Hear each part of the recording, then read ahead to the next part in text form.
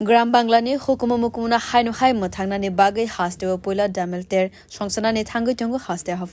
হাস্তে হাফাংনি হুকুম মুকুম তাংবেদেগনি লওয়াই জিমুং বাই ককটিশালো তেলেমরা চিত্রাঙ্গদা কলা কেন্দ্র ও শালনি বাগৈ হাস্তেরক দামেলতের সংসাজাকা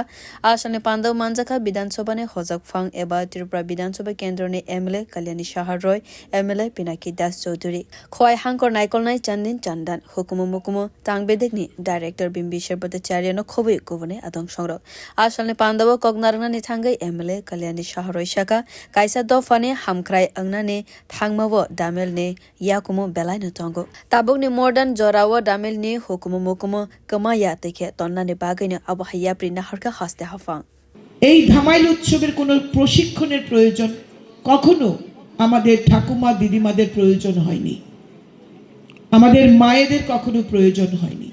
নিজেদের ভালোবাসা নিজেদের ভালো লাগাকে তারা কাজে লাগিয়ে এটা পরম্পরাভাবে আমাদের শুভ অনুষ্ঠানগুলিতে ধামাইল উৎসব হতো। আমরা চাই এই প্রজন্মে যারা ধামাইল উৎসবে ধামাইল নৃত্য করতে চান বা শুভ অনুষ্ঠানে ধামাইল নৃত্য করতে চান, তার প্রচার হোক, তার আরও প্রসার হোক। আগামী দিনে আমাদের প্রত্যেকটি শুভ অনুষ্ঠানে আমরা যেন ধামাইল নৃত্য অন্তত পাই।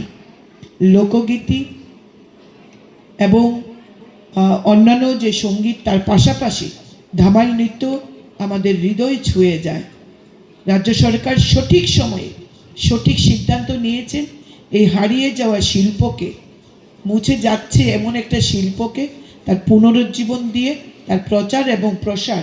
সরকারিভাবে করার যে উদ্যোগ নিয়েছেন, তার জন্য রাজ্যের মাননীয় মুখ্যমন্ত্রী, তথ্য সংস্কৃতি দপ্তর, আমাদের জেলা প্রত্যেককেই এবং যিনি ভাইস চেয়ারম্যান রয়েছেন আমাদের রাজ্যভিত্তিক সংস্কৃতির বিভাগে যে কমিটি, তার যে ভাইস চেয়ারম্যান রয়েছেন সুব্রত বাবু, সবাইকে আমি আন্তরিক ধন্যবাদ জানাই। আবনা কারিবো শালनै রময় দালবিদাল পান্দা সংসার জাগনাই খনি শাখা ব বিউরো রিপোর্ট কক্ষরা।